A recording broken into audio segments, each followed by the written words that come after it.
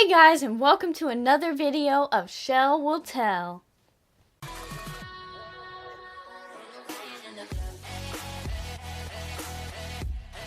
So today I'm going to talk about my journey of becoming a writer. So at the very beginning, when I was a little itty bitty little kid, I became obsessed with TV. Well, I'm sure that everyone became obsessed with TV at some point. Or maybe you didn't. But I would absolutely binge watch shows. This was back when there was Hannah Montana and Drake and Josh. And everyone remembers Hannah Montana and Drake and Josh, don't they? Yes, they do. And I would never miss an episode. I would find shows like that I would just watch every single week that it came out. And I would try to guess the next week over what was going to happen next in the show.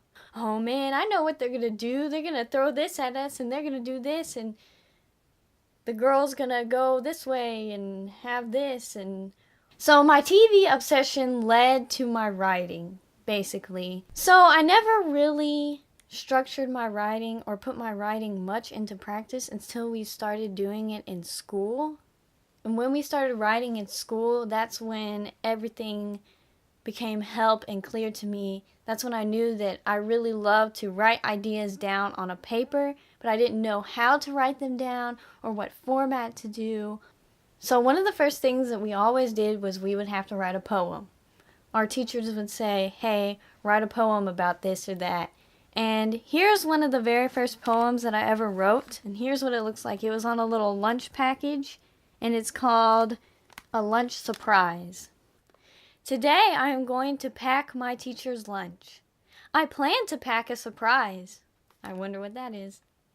Today I'm going to pack a bunch of greasy green fries. Wow, I must really liked my teacher because I was going to give her greasy green fries.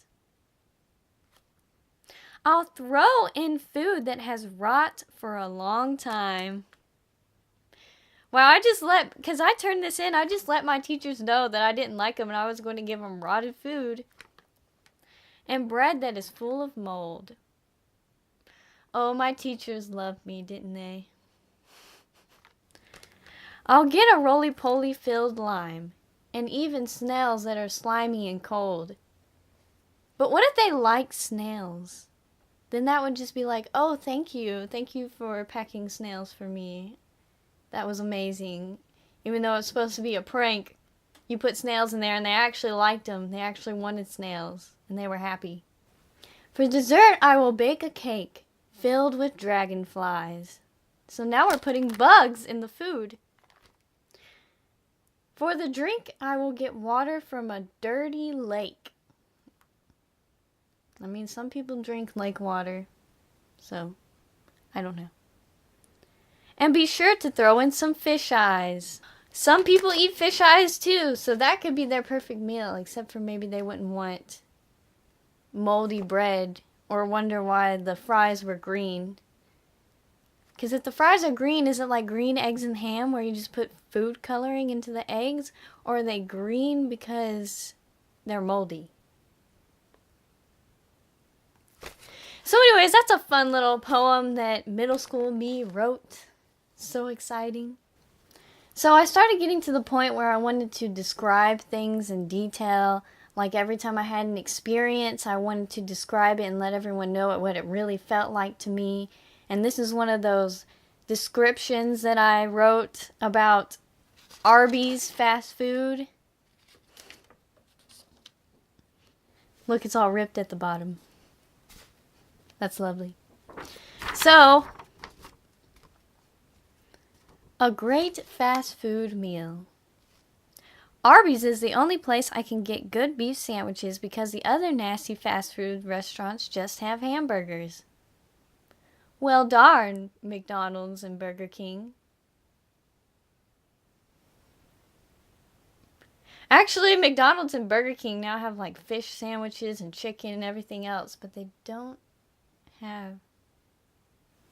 Wait, a hamburger is beef. You just mean like roast beef, like the sliced beef? because you can't get good beef sandwiches. Good beef. Good beef is a hamburger. What is wrong with you, past me? What are you doing? Anyways, those hamburgers that the others have are bad for you. They're so bad. But Arby's beef sandwiches are healthy and delicious. Oh, Arby's, you and your curly fries are so healthy. The other places never clean, so their appliances are greasy. But Arby's is always clean and smells good. Oh, Arby's, how your floors aren't greasy. Arby's is the best sandwich restaurant that has mouth-watering roast beef sandwiches. Oh, I actually mentioned the roast part. At the beginning, I just said good beef. And so someone is going to be like, good beef. And then I say nasty hamburgers. I'm like, wait. So they're not talking about hamburgers. So what are they talking about? And when are they going to say what they're talking about? Oh, not until the very end of this paragraph. Roast beef sandwiches. Now you know. Oh, I love critiquing everything that I wrote in the past. It's very good times. Very good. Okay. When my dad gives me my Arby's kids meal. Aw, kids meal. I can't wait to find my mouth-watering roast beef sandwiches. One sandwich. My mouth waters so much that I fill the restaurants with all kinds of drool. I'm sure Arby's appreciates me drooling all over their floors. So they don't have grease on their floors, but they have drool. Drool or grease. I get it out the wrapper and take a ferocious bite. And I instantly go to my happy place. The bread cushions my mouth and feels as soft as a pillow. This is when I first started discovering similes and metaphors, so I would try to use them like crazy. I would say something is, or something is as, something is like as, this is. Just constantly, I filled everything with similes and metaphors. Right as the teacher told us what similes and metaphors were, I was like, oh my goodness. I have to put it in there like several times. I have to use this. I have to overuse this. A lot. Okay. I never want to swallow away the flavors of the delicious roast beef and warm bread. Don't swallow. Just take another bite. It'll be okay. Or you can eat at Arby's every day and get sick of it. That's another option. I am sad when I am done with the lovely sandwich, but there is still more great food to come. Oh. I reach in the meal and take out the warm bag of crunchy curly fries. You know what's sad about this is I never eat their curly fries anymore. Now I eat their mozzarella sticks. Who knew? I never eat the curly fries anymore, ever. And I used to be obsessed with them, but now, once I discovered those mozzarella cheese sticks, it's over. No more curly fries. Cheese sticks. Eat the cheese sticks. Okay. My eyes light up to meet again with the flavorful fries. Flavorful fries. I feel the nice crunch as I take a bite of those delicious fries. Mozzarella sticks. We're going to change fries to mozzarella sticks. The mozzarella sticks. Okay. The mozzarella sticks dance around my mouth. It puts a zing in my mouth as I chew. Zing. Is that a word? Zing. Zing. Whatever. Okay. I pick up my cold cup that is filled with fresh sweet tea. When I take a nice long sip of the coldness of the beverage is refreshing after a hot meal. The sweetness makes me laugh as the sugar tickles my mouth. That's another thing I don't like anymore. I don't like sweet tea. I only like unsweet tea. No sweet tea. unsweet tea. I just don't like all the sugar. The sour lemon balances the flavors as I squeeze the juices into the tea. The tea has cooled me down. I'm ready to go, but I am sad the wonderful meal is gone. If you want a great fast food meal and you can get on the way... What? If you want a great fast food meal that you can get on the way... If you want a great fast food meal that you can get on the go, try Arby's. Just like my dad always says, they will get your taste buds satisfied.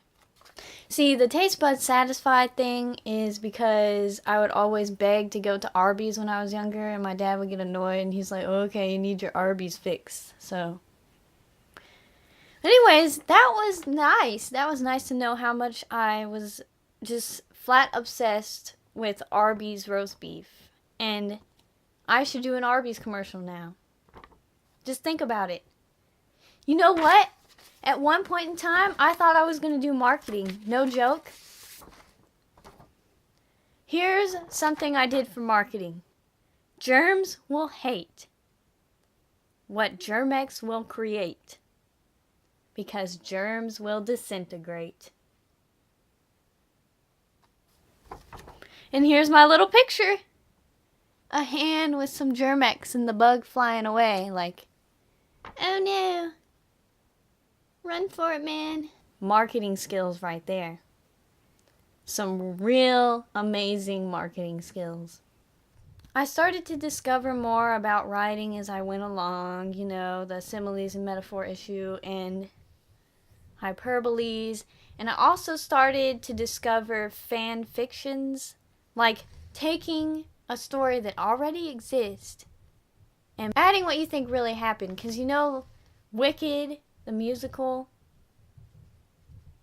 they took the Wizard of Oz and, you know, made the whole story, the backstory out of it. I have this story here, and I actually turned it in for a grade in class. But it was originally a script because I wanted it to be a play. I really wanted it to be a play, so... But this is how the play goes.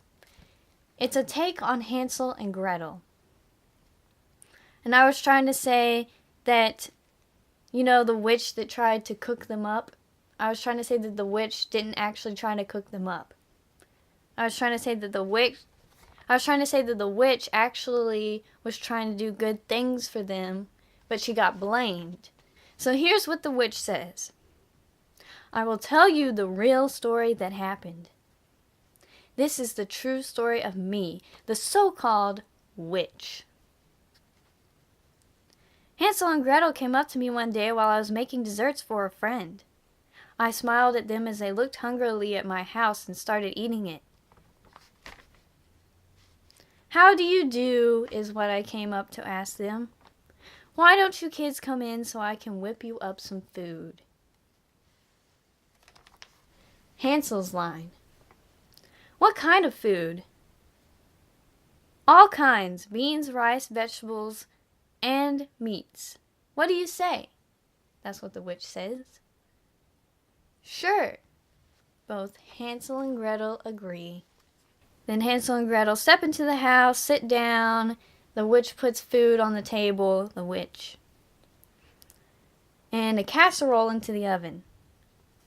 She says, be right back. I need some more water to boil up. And then Hansel promises to stay right there. But when the witch came back, Gretel was yelling, help! Hansel is caught in a cage. So the witch ran round back with Gretel to get to the bear cage. So basically, the story to this is the witch keeps a bear cage outside her house to keep them from coming and eating on her house. And he somehow leered into it, like there was probably food in the cage, you know, that tried to lure in the bears, and he got snatched into it. So that's what happened here. Hurry to the cage. Hopefully Hansel hasn't been eaten by bears yet. They run round back. He's still there. Unlocked him. Cheered for joy. How about we celebrate with cake? Sure, heat up the oven. All right, you know. No, you show me. So they had to go inside and show her how to heat up the oven. I'll get out the flour, Gretel offered. All right, I'll get the eggs and milk. I will get the balls, says Hansel. We mixed and made the cake together. Hansel and Gretel told me how they got here. Our stepmother hated us. Gretel yells randomly. She wanted to get rid of us. She thought there wasn't enough food to go to us. She then tried to ditch us in the woods, but we were marked a path of stones because we overheard her talking to Dad. And they let us right home. The second time, though, we only had breadcrumbs to lay, and the birds ate them. We couldn't find our way back, Hansel replied sadly. So we saw this place and thought it would be delicious to eat. You poor things! Let's get the cake in the oven, says the witch. I opened the oven when everything was hot. I was like being cooked alive in the oven. The kids looked around, stealing things. Help! I yelled. So basically, they pushed the witch into the oven.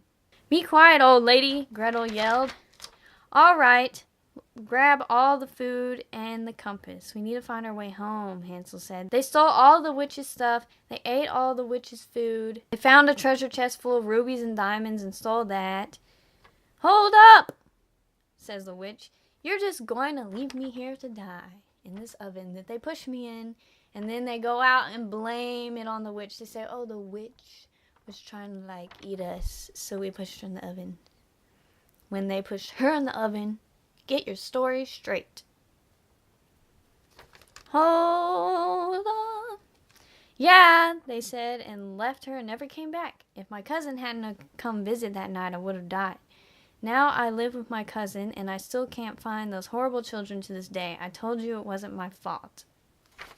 So that was the witch's perspective. Apparently, in my story, she was just trying to help them out, but they wanted her stuff. So they threw her in the oven, blamed the whole thing on her. Here's another poem that I wrote that's not as cheesy as the first lunch poem. This one's more serious. My love for you was here. It went. It went. This I know is clear. It sent, it sent. Did you see that letter? I cry, I cry. It was damaged by the weather. You lie, you lie. You never loved me back. I'm blind, I'm blind. This I now see as fact. I find, I find. No, I would do anything. I sigh, I sigh. But you fly on my wing. I try, I try.